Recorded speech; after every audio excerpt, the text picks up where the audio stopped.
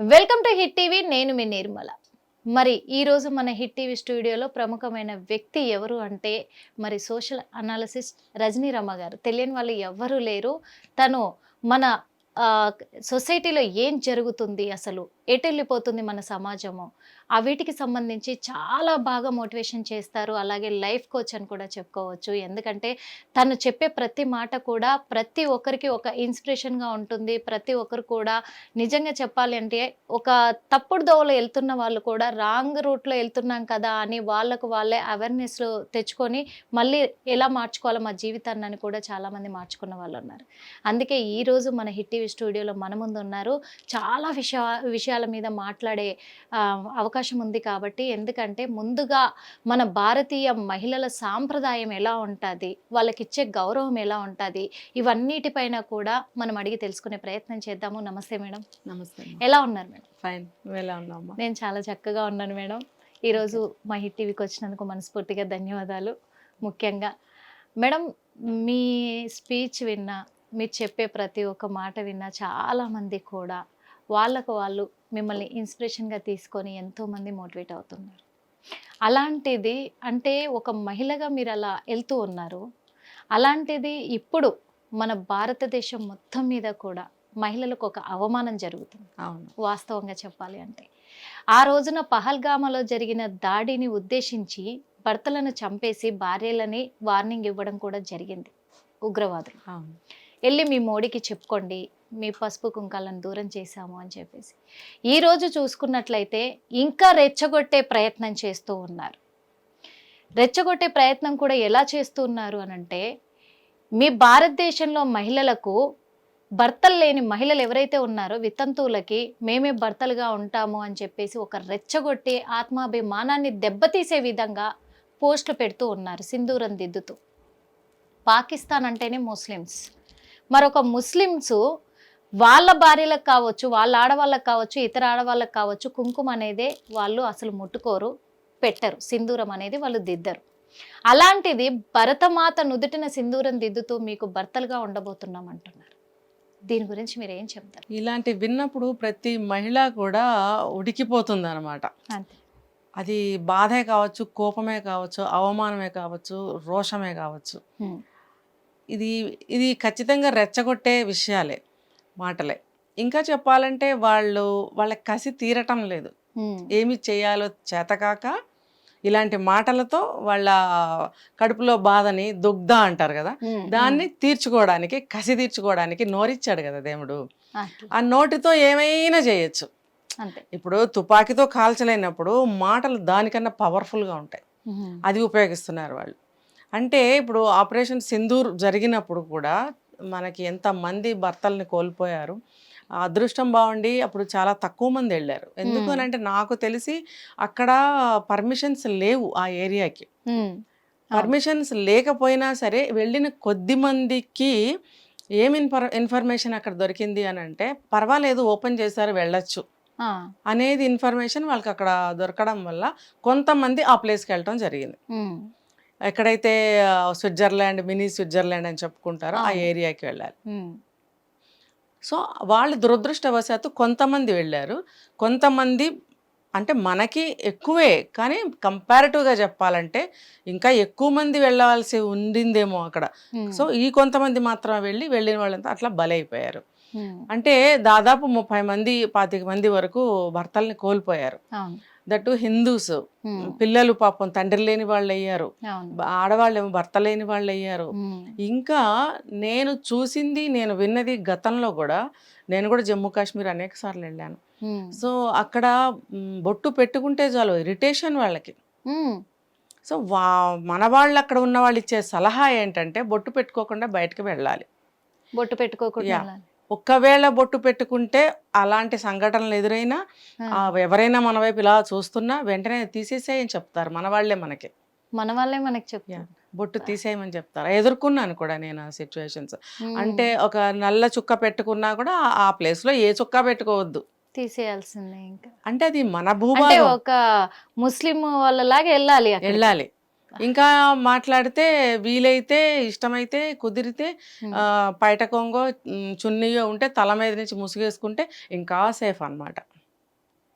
అందుకు ఇక మనం మన ప్లేస్ చూడాలి అని అనుకుని వెళ్తే ఇలాంటివి పాటించగలిగితే వెళ్ళొచ్చు, వెళ్ళాలి అనుకుంటే ఇలాంటివి పాటించాలి అనేది అండర్స్టాండింగ్ అయిపోయింది అనమాట అక్కడ. అది ఎక్కడ ఏం ప్లేస్ ఎవరిది, మనది. మన భూభాగంలో మన భూమి మీద ఒక భాగానికి వెళితే మనము ఎవరివో మనం పాటించాల్సిన దుస్థితిలో ఇన్నాళ్ళు ఉన్నాం. అయితే మనం ఇలా చేయటం వల్ల వాళ్ళు అలవాటు పడ్డారా, వాళ్ళు అలా అలవాటు చేయటం వల్ల మనం ఎలా అలవాటు పడ్డామా అనేది చెప్పలేం. ఏమైనా సరే ఒకళ్ళది మనం పాటించాలా. మన భూమి మీద మనం ఉండి, మన దేశం, మన భారతదేశంలో ఒక భాగం అది. కాశ్మీర్ అనేది ఒక కిరీటం లాంటిది అని మనం భావిస్తున్నాం. మన మన మన దేశ పటానికి పైన ఒక కిరీటం లాగా ఆ ప్లేస్ మనకు కనిపిస్తుంటే చాలా అందంగా బ్యూటిఫుల్ గా ఉంటుంది ఇండియా. ఇప్పుడు ఆ ముక్క కట్ చేస్తే ఇలా బ్లంట్ గా ఇట్లా ఇలా ఉంటుంది అనమాట. అది తలలేని శరీరం, తలలేని మొండెం లాగా కనిపించవచ్చు. ఎందుకంటే అక్కడి నుంచి చూపించుకోవాలి మనం మన భారతదేశ పటాన్ని, అది మనది కాదు అని చెప్పాల్సి వచ్చినప్పుడు. సో అంత అందమైన ప్లేస్ని చూడడానికి మన వాళ్ళు వెళ్తే మన వాళ్ళని ఎవరో భయపెట్టడం, మన వాళ్ళు ఎవరి పర్మిషన్స్ తీసుకోవడం, మన వాళ్ళు అటు వెళ్ళాలంటే ఎవరినన్నా అడగాలి, ఇటు వెళ్ళాలంటే ఎవరినన్నా అడగాలి. ఇంకా చెప్పాలంటే ఏదైతే ఆ పీరియడ్ ఉంటుందో సమ్మర్ పీరియడ్లో అందరు వెళ్తారు కదా వెకేషన్ టైంలో, అప్పుడు వాళ్ళు కావాలని చేస్తారా, మన ముందే ఫైర్స్ జరుగుతూ ఉంటాయి. అవంటే ఏదో ఒకటి కాల్ చేసినట్టు, ఏదో ఒకటి యాక్సిడెంట్ అయిపోయినట్టు మనం భయభ్రాంతులం అయిపోతాం అనమాట. మన కళ్ళ ముందే జరుగుతాయి అవన్నీ. అంటే ప్రతిసారి సమ్మర్ లో ఇలా చేస్తూనే ఉంటాం. సమ్మర్ అని చెప్పలేం. ఈ జనం ఎప్పుడైతే టూరిస్టులు ఎప్పుడైతే ఎక్కువ వస్తారో అనుకుంటారో, లేదా ఎక్కువ మంది టూరిస్టులు ఒక చోట ఉన్న ప్లేస్ లో ఇలా చేద్దాము, వాళ్ళు ఎక్కువ రాకుండా ఉంటారు, మనం ప్రివెంట్ చేద్దాము లేదా కంట్రోల్ చేద్దాము అని అనుకుంటారా, ఆ జనం ఉన్న ప్లేస్ లో అలాంటివి జరగటం నేను చూసా కళ్ళారా. మా కళ్ళ ముందే కార్లు కావాలని బోల్తా కొట్టినట్టు యాక్సిడెంట్ అయినట్టు.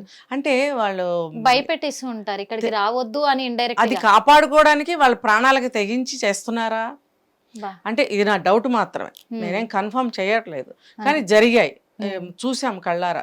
అంటే మన ప్లేస్కి మనం వెళ్ళటానికి ఎవరికో భయపడుతున్నాం. అసలు వాళ్ళు ఎక్కడి నుంచి వచ్చారు, ఎక్కడో వేరే చోట నుంచి దూరి హిమాలయాల బొక్కల్లో నుంచి వచ్చారు. అవునా, మన దేశానికి ఒకవైపు తిరుగులేని ఎల్లలు ఏంటంటే హిమాలయాలు. అవును, 3 పక్కల సముద్రాలు. ఇండియా చాలా ప్రొటెక్టివ్గా ఉంది. దీంట్లోకి ఎలా వచ్చేసారు, అసలు ఎలా వస్తున్నారు, దీన్ని ఎలా ఆక్రమించాలని చూస్తున్నారు, దీన్ని ఎలా గెలుచుకుని మాది అని చెప్పుకోవాలని చూస్తున్నారు. ఎవరైనా అలా చేసేవాళ్ళు చూసేవాళ్ళు. పర్టికులర్గా ఇప్పుడు ఈ పాకిస్తాన్ కాశ్మీర్ అనే విషయం గురించి కూడా నేను చెప్తున్నాను. ఇదే విషయము మిగతా ఏ ప్రాంతాన్ని ఎవరు ఏమి చేయలేరు, జస్ట్ అట్లా ఇమాజినేషన్ చెప్పాను. ఈ పాకిస్తాన్ కాశ్మీర్ మీద ఏదైతే జరుగుతుందో దాని గురించి ఇది ఇంక్లూడ్ చేసి చెప్పడం జరిగింది. ఇది కాబట్టి ఇందులో ఎటువంటి తప్పుని ఎవరు ఎన్నవలసిన అవసరం లేదు. జస్ట్ మన జాగ్రత్తలు మనం ఉండటానికి ఎవరిని మన ఇండియాలోకి ఎలా చెయ్యకూడదు, ఎలా అలౌ చేశారు, ఎప్పుడు వచ్చారు, ఎలా దూరారు అనేది అప్రస్తుతం. వచ్చేసారు, జరగాల్సింది జరిగిపోతుంది. మరి ఎన్నో గవర్నమెంట్స్ మారాయి, ఎవరి ప్రయత్నాలు వాళ్ళు చేశారు, ఎవరైనా కాపాడుకోవాలనే ప్రయత్నిస్తారు. అలాగే మన మోడీ గారు వచ్చిన గవర్నమెంట్లో కూడా ఇప్పుడు ఆయన సాయశక్తులు ఆయన కూడా చాలా ప్రొటెక్ట్ చేస్తున్నారు, చాలా చర్యలు తీసుకుంటున్నారు, వాళ్ళని అటాక్ చేస్తున్నారు. మళ్ళీ వాళ్ళు సింధూరం దిద్దుతూ పోస్టులు పెడుతూ అంటే రెచ్చగొట్టడం. ఈ పెహల్గాం సంఘటన ఏదైతే జరిగిందో, స్త్రీలు సింధూరాన్ని కోల్పోయారో, ఆ పేరు మీద మన మోడీ గారు ఆపరేషన్ సింధూర్ అని పేరు పెట్టి ఒక లేడీస్ ద్వారానే ఇదంతా కూడా మెయింటైన్ చేయించి ఆ సింధూర్ని చేయించారు. అంటే మీరు మా ఆడవాళ్ళని ఎంత తక్కువ చేస్తారు అంటే, మీ మోడీ గారికి చెప్పుకోండి వెళ్ళి అని ఎప్పుడైతే అన్నారో వాళ్ళ భర్తల్ని హత్య చేసినప్పుడు, షూట్ చేసినప్పుడు, ఆ సందర్భంగా లేడీస్ని ఇంత తక్కువ అంచనా కడతారా మన భారతీయ స్త్రీలని, సో మా దగ్గర ఎటువంటి స్త్రీలు ఉన్నారో చూడండి అని చెప్పి వాళ్ళ ద్వారా ఈ ఆపరేషన్ చేయించారు. భారతదేశం అంటేనే భరత మాత. అవును, సిగ్గు కానీ బుద్ధి కానీ జ్ఞానం కానీ ఓహో ఇలా ఉంటారా అని తెలుసుకోవటం కానీ ఏమీ చేయలే వాళ్ళు. ఒకవేళ అనుకున్నారేమో వాళ్ళల్లో వాళ్ళు, బయటకైతే మనకు తెలియపరచలేదు. అంటే ఒక ఆడదాని చేష్టని రుచి చూసి కూడా ఇంకా మగవాళ్ళందరూ అందులోకి వస్తే ఇంకెలా ఉంటుంది అని ఊహించగలరా వాళ్ళు? ఊహించాలి మరి. ఇప్పుడు అదే అంటున్నాను. ఆడవాళ్ళు వెళ్ళి ఇద్దరు ఆడవాళ్ళ ఆధ్వర్యంలో చేసిన ఈ ఆపరేషన్ ఇంత సక్సెస్ అయితే వాళ్ళు ఎంతో మంది మిలిటెంట్స్ ఉగ్రవాదులు చనిపోయారు, వాళ్ళ స్థావరాలన్నీ వీళ్ళు కూల్చేశారు అవును కదా. మరి అలాంటప్పుడు ఇంకా డైరెక్ట్గా ఈ మొత్తం మేల్ ఫోర్స్ మొత్తం అట్లా వెళితే వాళ్ళ పరిస్థితి ఏంటి, ఇంకా ఎంత ఘోరంగా ఉంటుంది. అసలైన యుద్ధం అనేది అప్పుడు ఇంకా బాగా జరుగుతుంది.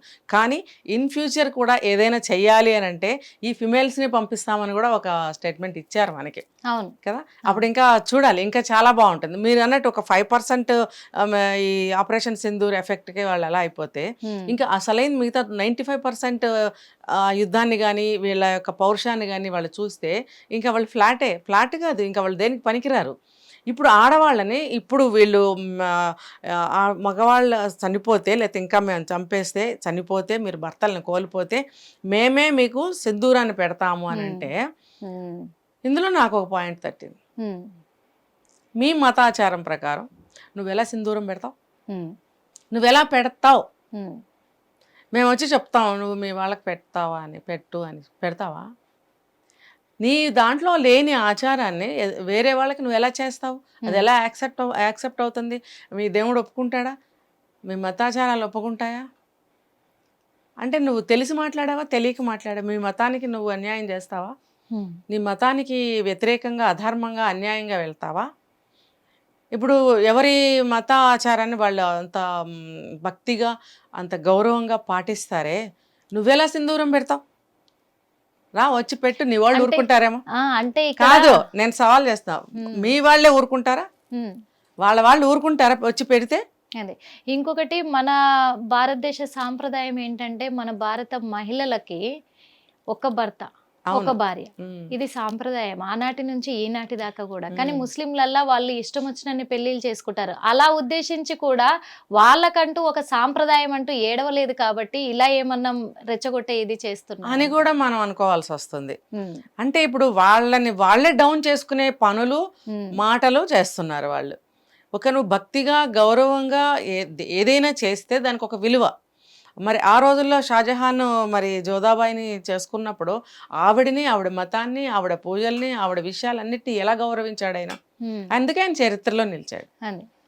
ఇలా చేసిన పనులు చరిత్రలో నిలబడతాయా? హీన చరిత్రలు చరిత్రహీనులు అంటారు. వాళ్ళ చరిత్రలో నిలబడిన గొప్ప వాళ్ళు వీళ్ళు చరిత్రహీనులుగా నిలబడతారు అనమాట. వాళ్ళకి ఒక చరిత్ర అంటూ ఉండదు.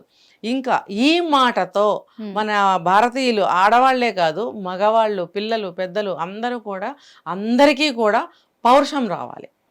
వచ్చింది, ఆల్రెడీ ఖచ్చితంగా వచ్చింది. ఇంకా భగభగ మండుతున్నారు. అది మనకి ఎదుటికి వచ్చి ఎవరు కనపడరు, ఎవరికి వాళ్ళే.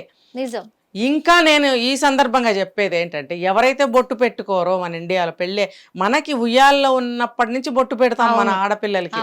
ఒక నార్త్ ఇండియన్ సంప్రదాయంలో పెట్టరు, ఎందుకంటే వాళ్ళు కూడా ఎక్కడి నుంచో వచ్చి అక్కడ ఉన్నవాళ్లే నార్త్ ఇండియన్స్ కూడా.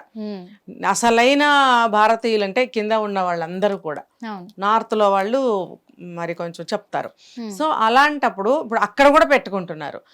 మన మిగతా ప్రాంతాలందరూ బొట్టు పెట్టుకుంటారు. ఎవరైతే పెట్టుకోరో వాళ్ళు కూడా ఇంకా బొట్టు పెట్టుకుని బాగా కనపడండి అని చెప్తున్నా నేను. ఇది మీరన్నట్టు ఒక భర్తని పెళ్లి చేసుకుంటే ఆయనతో జీవితకాలం సంసారం చేసి ఆయనతో గడిపితే జీవితకాలం కాపురం చేస్తే తర్వాత భర్తని కోల్పోతే తీసే సింధూరం.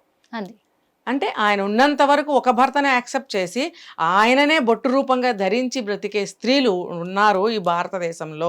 నాకు పెళ్లి కాకపోయినా నా కాబోయే భర్త వస్తాడు కాబట్టి నేను పుట్టిన దగ్గర నుంచి బొట్టు పెట్టుకుంటున్నాను కాబట్టి ఆ బొట్టు నేను తీసే ప్రసక్తే లేదు అని, ఇంకా నేను పెట్టుకునే అలవాటు లేకపోయినా నేను ఎప్పటి నుంచి పెట్టుకుంటాను అని ప్రతి అమ్మాయి అనుకుంటుందో, ప్రతి అమ్మాయి బొట్టుతో కనిపిస్తుందో, అది మన సాంప్రదాయాన్ని ఇంకా హైలైట్ చేయాలి. అప్పుడు అవతల వాళ్ళకి కూడా మన కల్చర్ అనేది క్లియర్ కట్గా కనిపిస్తుంది. ఇంకొకటి ఏంటంటే వాళ్ళు ఎట్టి పరిస్థితుల్లో నోటి మాటలే తప్ప, అంటే అరిచే కుక్క కరవదంటారు కదా, అలాంటి ఎన్ని మాటలు మాట్లాడినా మనకి తగలవు, మనము లెక్క చేయము. మనం ఇంకా మన సాంప్రదాయాల్ని బతికించుకోవాలి, ఇంకా దాన్ని ఇంకా వృక్షాన్ని చేయాలి మన సాంప్రదాయాన్ని. ఇంకా నేను నార్మల్ లాంగ్వేజ్లో చెప్తున్నాను, వక్తలు ఉంటారు వాళ్ళు చెప్తే ఇంకా బాగుంటుంది. ఈ సందర్భంగా వాళ్ళకి కూడా నేను ఒక ఏమంటారంటే రిక్వెస్ట్ పెడుతున్నాను, ఎవరైతే ఉన్నారో ఈ హిందూ ధర్మాన్ని ఇంకా బాగా ముందుకు తీసుకెళ్ళాలి, దాని గురించి మాట్లాడే వక్తలు ఎవరైతే ఉన్నారో వాళ్ళు మన హిందూ ధర్మం గురించి ఇంకా ప్రజలకి ప్రోత్సాహాన్ని ఇవ్వండి, వాళ్ళు ఆచరించే విధంగా తెలియచేయండి అని నేను రిక్వెస్ట్ చేసుకుంటున్నాను. 100% మీరు చెప్పింది కరెక్ట్ మేడం. ఎందుకంటే ఇప్పుడు ఒక 45 మందిని చంపేసి అక్కడ దాదాపు 25 మందిని వితంతువులను చేస్తేనే సింధూరం అంటే ఏంటి, ఏ విధంగా ఉంటుందని అక్కడ 400 మందిని హతమార్చడం జరిగింది మన భారతదేశం. మరి ఇంకా ఈ రెచ్చగొట్టే మాటలు చేస్తున్నారంటే అంతకంటే ఇంకా ఎక్కువ అవమానించే కరంగా ఇక్కడ ఆడవాళ్ళని అవమానిస్తున్నారు అని అంటే ఇక మొత్తం కోల్పోవడానికే అది పాకిస్తాన్ ఇంకా మ్యాప్ లో లేకుండా పోతాదేమో. అది మాత్రం వాళ్ళు గమనించుకోవాలి ఖచ్చితంగా. ఇంకా వాళ్ళల్లో వాళ్ళకి ఇంటర్నల్ గా ఎన్ని తేడాలు వచ్చినాయి మనం చూసాం. వాళ్ళకి ఇంకా తెలుసు ఏమీ లేదు నిర్మల, ఇది వాళ్ళు చేతగానితనానికి నోటితోటి దురద తీర్చుకుంటున్నారు. ఇప్పుడు చేయలేనప్పుడు ఊరికే 4 మాటలు అంటే కసన్న తీరుతుంది కదా, తృప్తన్న మిగులుతుంది కదా. ఆ రోజు అదే చేశారు, ఈ రోజు అదే చేశారు. వచ్చింది అదే, ఆడవాళ్ళను ముందు పెట్టుకొని వాళ్ళు నాటకాలు మొదలు పెట్టారు అనేది అర్థం అవుతుంది. మనము ఏ మత స్త్రీలనైనా సరే కన్నెత్తి చూడం, వాళ్ళని విమర్శించం, వాళ్ళని పరుషంగా మాట్లాడము, అవమానకరంగా మాట్లాడము. అటువంటిది మనల్ని ఎందుకు అవమానంగా మాట్లాడుతున్నారు అది వాళ్ళు తెలుసుకోవాల్సిన విషయం. మీకు దేశపరంగా ఏదైనా విషయాలు ఉంటే దేశపరంగా మీరు తెలుసుకోవాలి. గవర్నమెంట్ టు గవర్నమెంట్ ఆడవాళ్ళ మీద సెంటిమెంట్స్ మీద ఆచార సాంప్రదాయాల జోలికి ఎందుకు వస్తున్నారు? మేము వచ్చామా? మన ఇండియన్స్ వెళ్ళారా? వెళ్ళలేదు. వాళ్ళ స్త్రీలని మనం అన్ని చోట్ల కనిపిస్తూనే ఉంటారు. వాళ్ళని అంత దూరంలో చూస్తేనే ఆడవాళ్ళం కూడా తల పక్కకు తిప్పుకుని వెళ్తాం, మనం ఎంతో గౌరవిస్తాం. నిజంగా.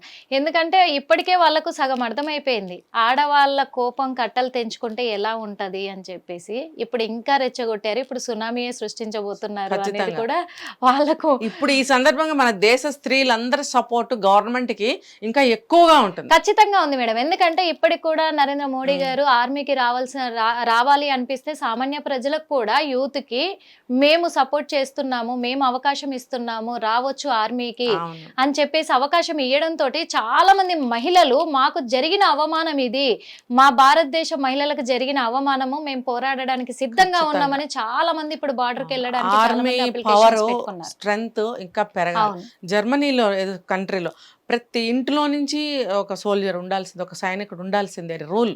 ఎందుకంటే వాళ్ళు చేసే ఈ వికృత చేష్టల వల్ల, నిజంగా ఈ చేష్టలు ఎలాగైతే ఉన్నాయో దాని వల్ల ప్రతి ఇంట్లో కూడా ప్రతి పౌరుడు